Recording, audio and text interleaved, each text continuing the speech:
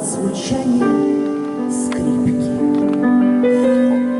Я пройду по пунктиру незримой луны, над обрывом, ступая по шаткому скрипу, по карнизу, как кошка, прокравшись сквозь сны. Я костер разожгу, а растопкой мне будут одинокие звуки в ночной тишине. Это страшно. Увидеть, как падают люди, оборвавшиеся в пальцах струны.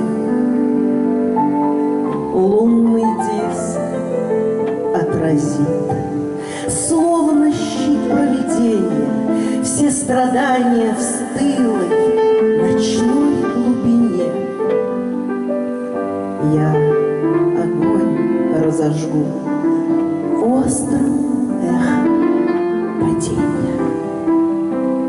И сама, словно феникс, по